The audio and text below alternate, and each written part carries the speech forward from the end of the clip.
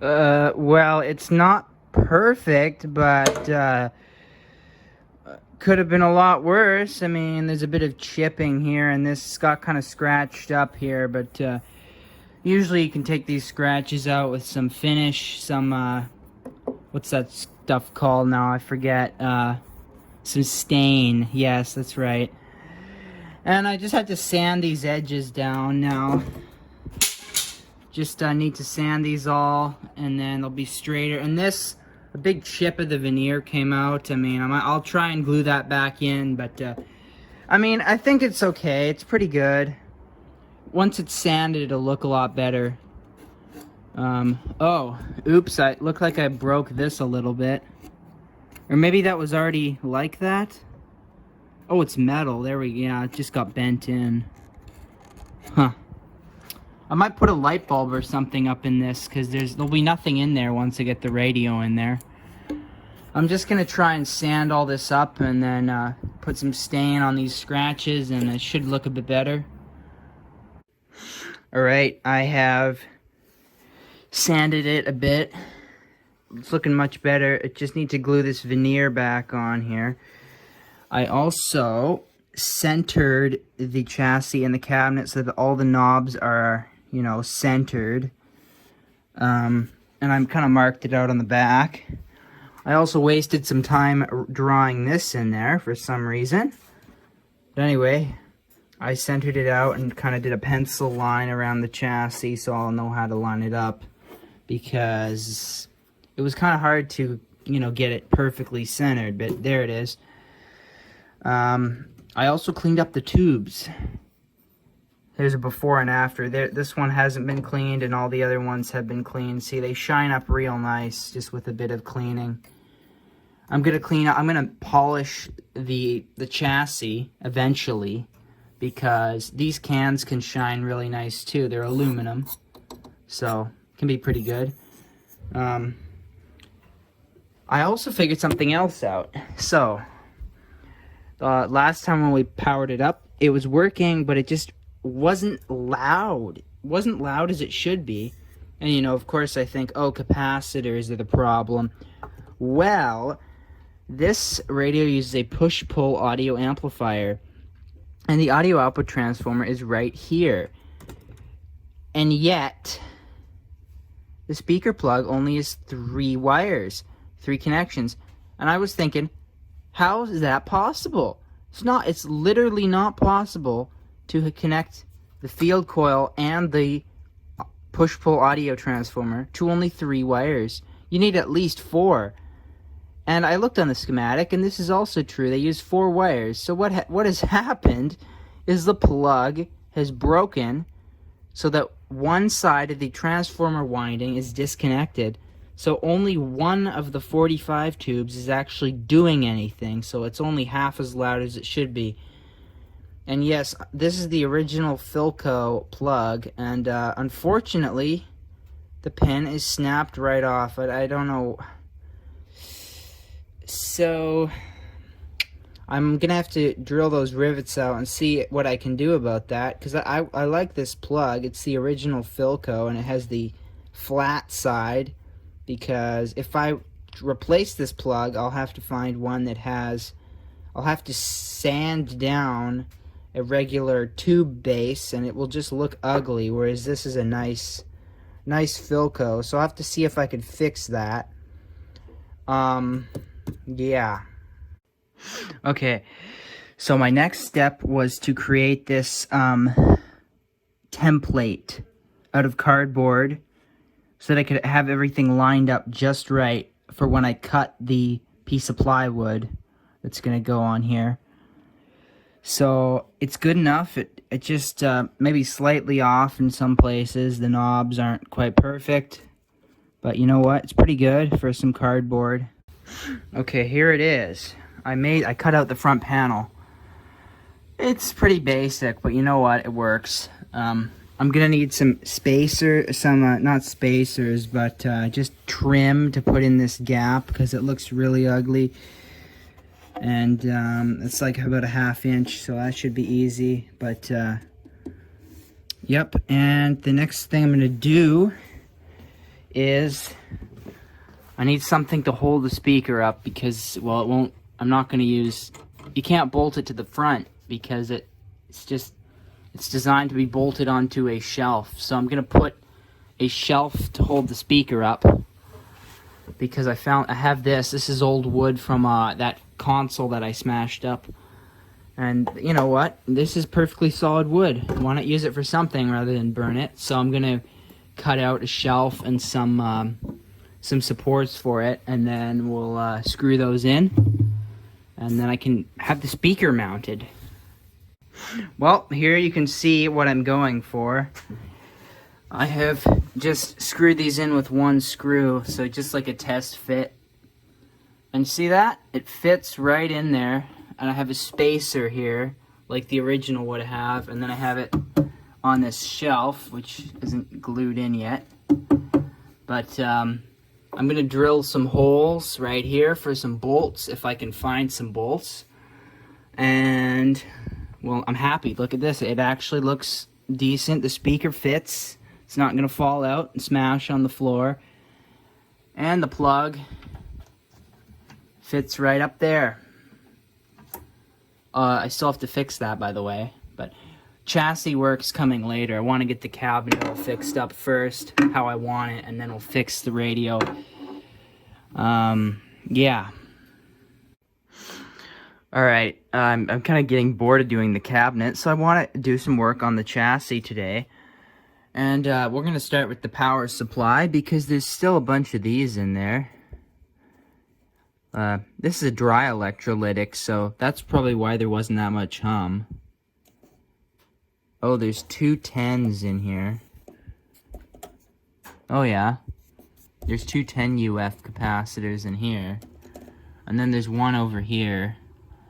And yeah, that's all the filter capacitors we got.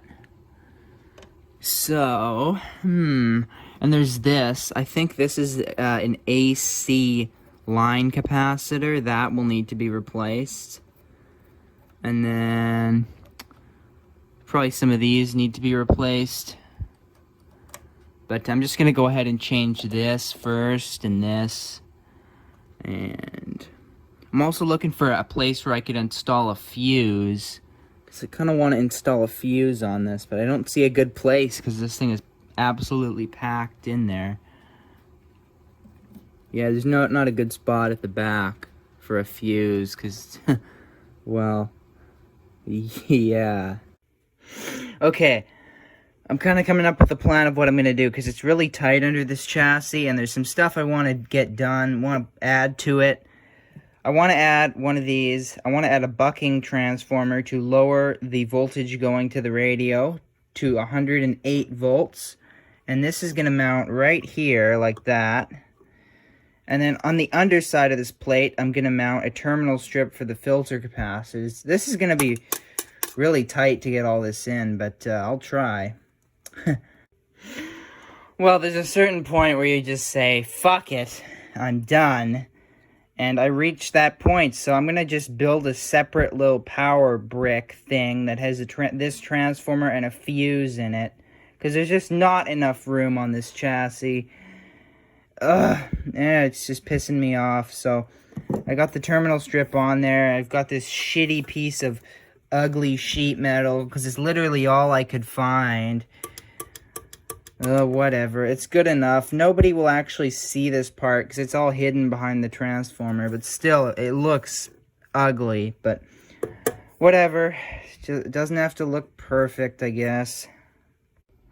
Alright, I have finished up the power supply. Here are the two main filter capacitors. They were on the schematic. Let's see here. On the schematic, these were two UF capacitors, but I replaced them with 10 UF. Really, it doesn't matter. It's not like I'm replacing them with 200 UF or something. 10, you know, it's not going to overload the rectifier tube. You know, some people say that if I put in like a 10 UF capacitor instead of the 2, when I turn the radio on, there's going to be a huge power spike, which will shorten the life of the tube. No, it's not. Not a 10 UF will not do that. If I put in 1,000, yes, definitely. But a 10, it's not a problem. It will just help it sound better. This radio has a floating ground, so the ground for those capacitors goes to a ground wire, which goes to this point here. This is the center tap of the high voltage, and we got some resistors here to float the ground and give us some negative voltages for other stuff. There's a few capacitors in this negative voltage supplying circuit. We'll see how much voltage these have across them. If it's like 5 or 10 volts, I'll leave them in, but I might replace these. I was looking at this plug up here. You'll see that it has 2 of these pins shorted out with some wire. And it's basically a standard 4-pin plug, but I was looking at this and wondering, what the hell is this? Well, I mean, it's obviously not original. They wouldn't have done crap like this. I mean, look, there's not even a knot tied in it. You could rip the wire right out of the radio. But I was looking at this, and I think I figured it out. So, the yellow wire goes to the grid of the... Actually, that's not the grid. This yellow wire goes to... I actually haven't looked up the data sheet for the 24 tube, but this... Let me see. Let me just make a guess. This yellow wire probably goes to the plate of the 24 tube. This one. And then it goes out. Goes right here. And you see it's shorted out. They twisted those wires, they twisted this together, and it goes back into the black wire, which comes down, and it goes to this. So, basically what they've done is this. They desoldered the black wire, which would have been originally soldered to right here. They desoldered it and put basically just a big loop in here. I think what this was a crude phono input. They probably put, this probably disconnects the radio signal so that they could put a switch in and switch the radio to silent, so you're not going to hear like a slight bit of radio in the background of your phono record player, whatever would be plugged into it. So this is like to silence the radio.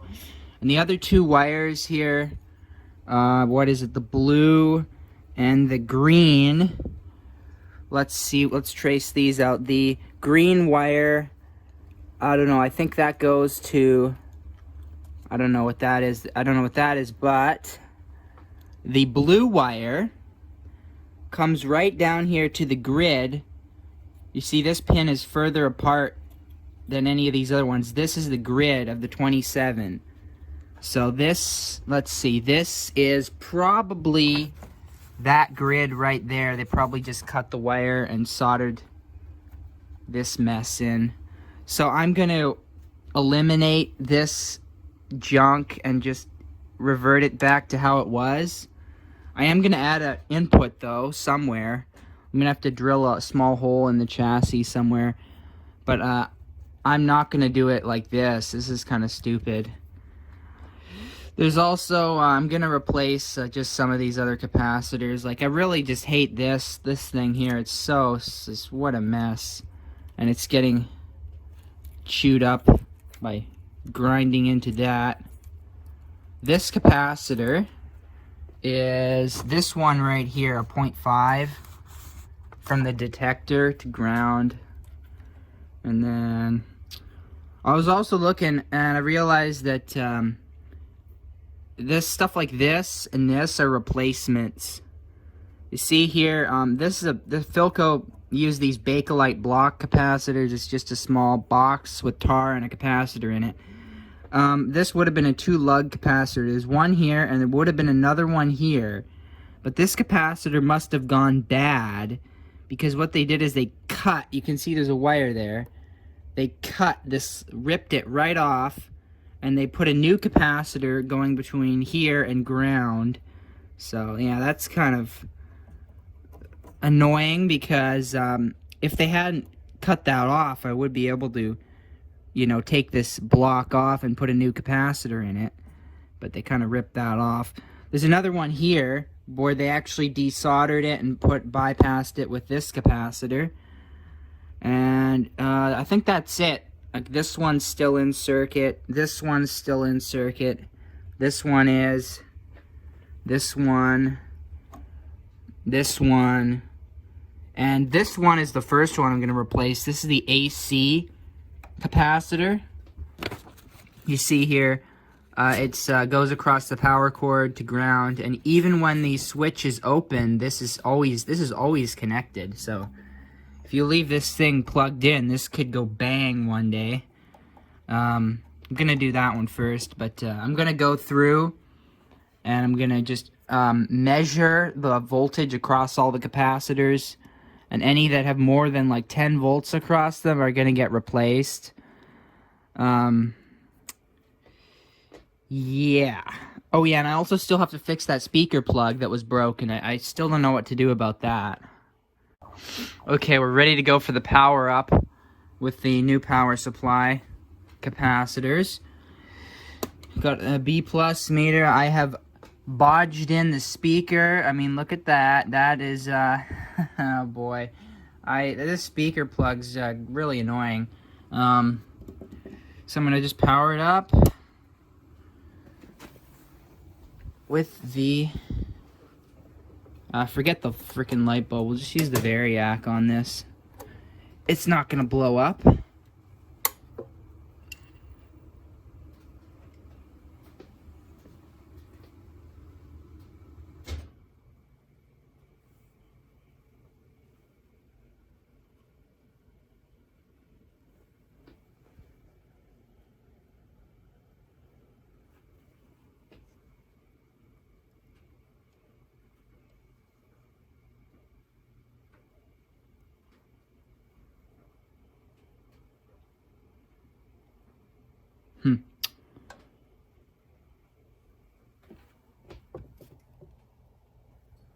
Bet the voltage isn't high enough. Let's see.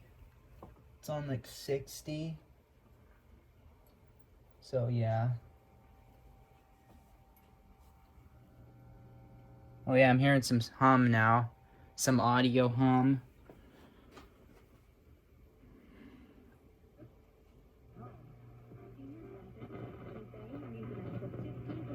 Regular, stale, and all clearance prices.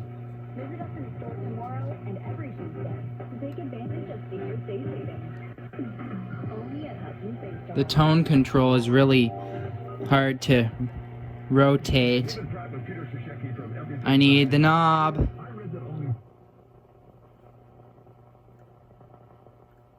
Okay, Highway 17 moves well through Tualatin and Delta. Now, Highway 17 is very busy out near the Patillo Bridge in Surrey. Traffic pattern change I got set up near Old Yale. Delays in both directions. It's especially heavy eastbound as construction continues on that Patillo Bridge replacement project. In the meantime, the Patillo's not moving too bad. Queensborough's fine, by the way, as well, in both directions. On the new west side of the Patillo Bridge, again, you're not seeing any delays with the bridge. Played like a better team. I think they have this deep. ਧੰਨਵਾਦ ਸਾਰਿਆਂ ਦਾ ਧੰਨਵਾਦ ਜਿਹੜੇ stage ਤੇ ਆਏ ਸ਼ੇਰੇ ਪੰਜਾਬ ਤੇ ਸਾਰੇ ਗੀਤਕਾਰ ਆਏ It's just the way the Bruins have gone this year. They found something and they're fantastic with it. But I think the Rangers match up well against them. I don't think they have an answer for Chris Kreider. I don't think anybody has an answer for Chris Kreider. Okay, so I want to measure some plate voltage on the 45s because of this wire right here. I don't know if the voltage is actually getting to it because it's not that loud. But at the same time, actually, let me just give it a bit more.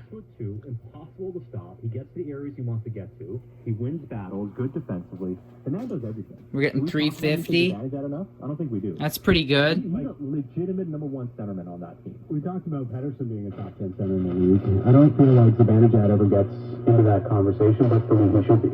He's in that discussion because there's at least some honorable mentions or just out to the top 10. And the way he's play. In between Hope and Agassi as an alternate route.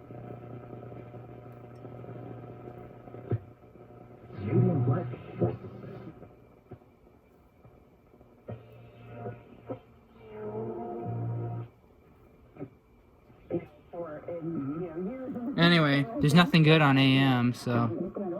Okay. Plate. Where's the plate of the 45? Let's see. I don't know. I'm just gonna stick it on there. That's not it. Okay. I don't think. Let's see. Okay, this one. Here. See if I can do this without creating a short circuit and sparks and all that there. So we're getting 310 on this plate. And on the other plate,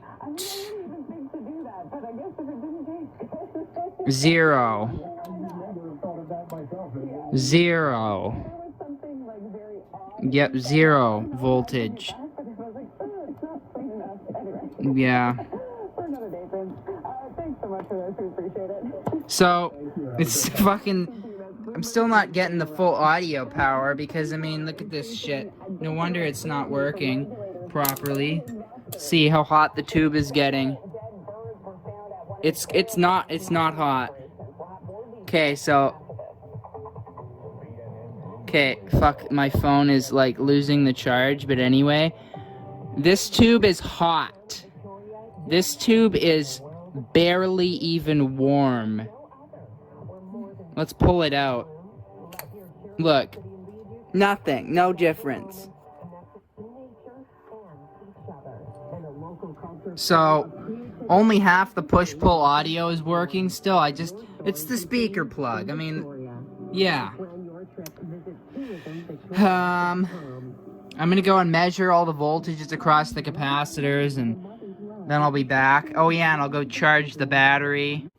Okay, I've gone through and measured almost all of them, except for the Bakelite blocks. I'm gonna do those last.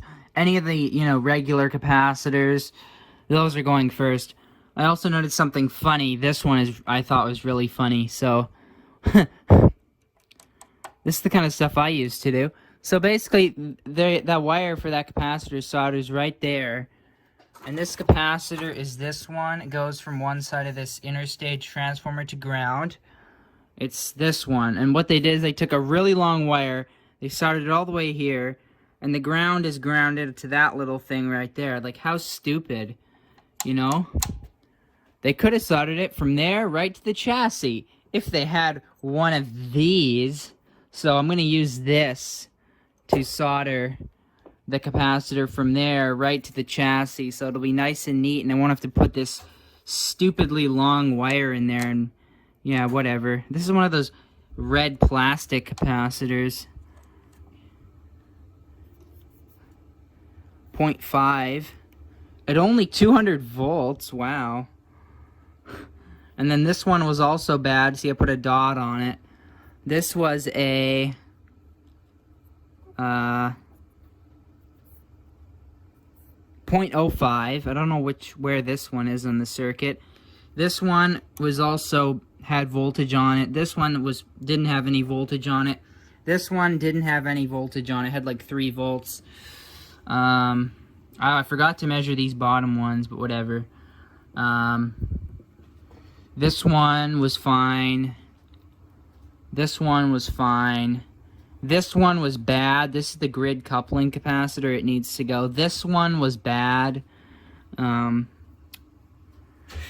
Yeah. I think I'm getting a bit bored of this recapping stuff. So what I'm going to do next is unbolt this and unsolder it. And we're going to do this Bakelite block for the line cord, because those are always fun to melt the tar out. I really enjoy that. Okay, I'm going to solder the capacitor to the chassis right here.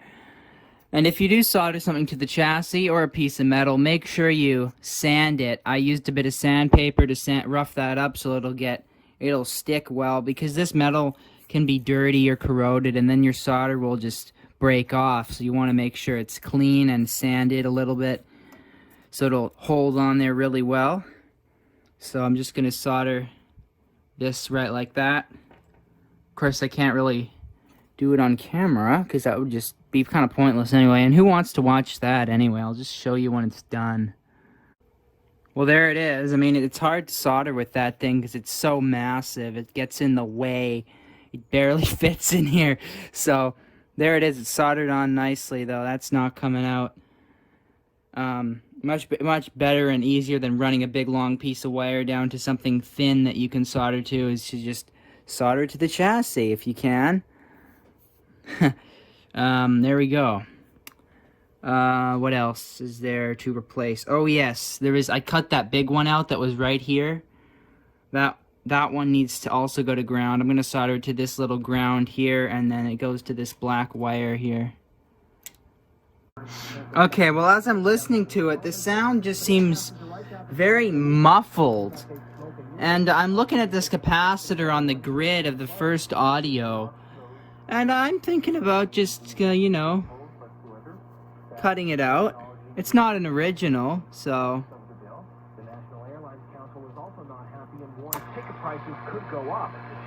There we go. That's what it should sound like. Although I'm gonna put a capacitor in there. It's just that one must be leaky.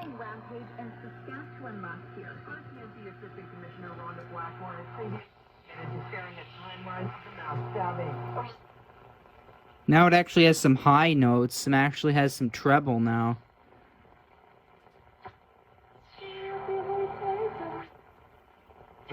That should be something investors should be keeping an eye on, and be interested to see what kind of more color we get from management on that in an analyst call that is happening as we speak. Meanwhile, I also noticed the speaker has some rattle. There must be something loose in there. It just seems to sound like ass. Unfortunately, it's a nice speaker. It just has something rattling on it, which sounds bad. Okay, so listen to it. Now dubbed Falcon Premium. Details are a little scant here, and hopefully we'll get more color with management on the analyst call, as well as other sort of releases. But this will set to connect all CN origin ports within Canada and Detroit to GMXT terminals. So yeah, that capacitor definitely makes a big difference. So here it is, the first Bakelite block capacitor. See, this was just in like that. It's got tar. You see one of the wires was molded into it. So I'm going to, first thing you do is you cut the wires that go, see those wires, they stick up and they solder to those terminals. You've got to cut those off. And then we're going to get this hot and get the tar out and the capacitors. Okay, we have relocated outside with the two capacitors I'm going to do.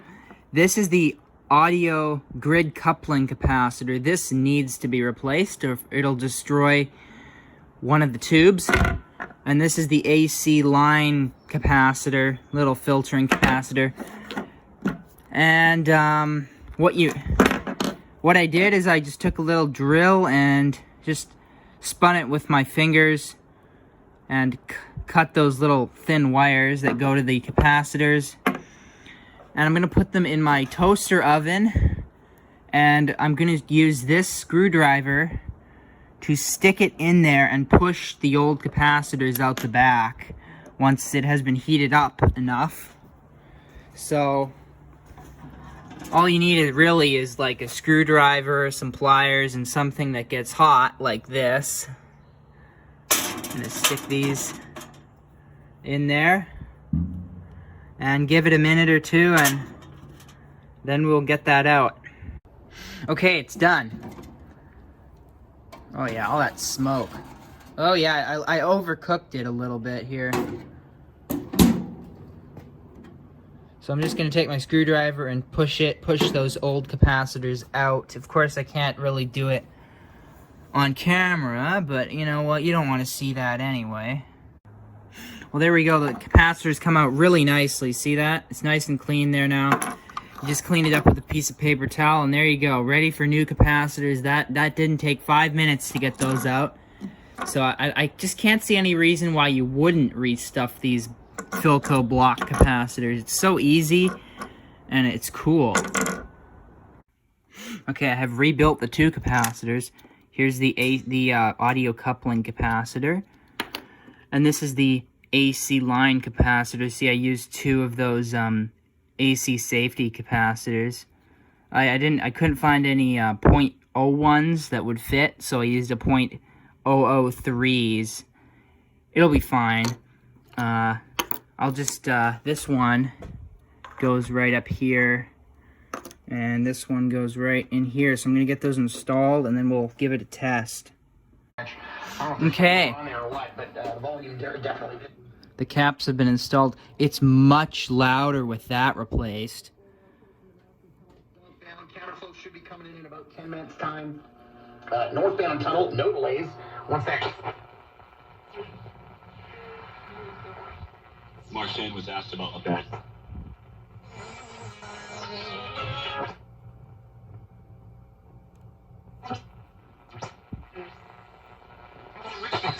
Eastbound, your number 6.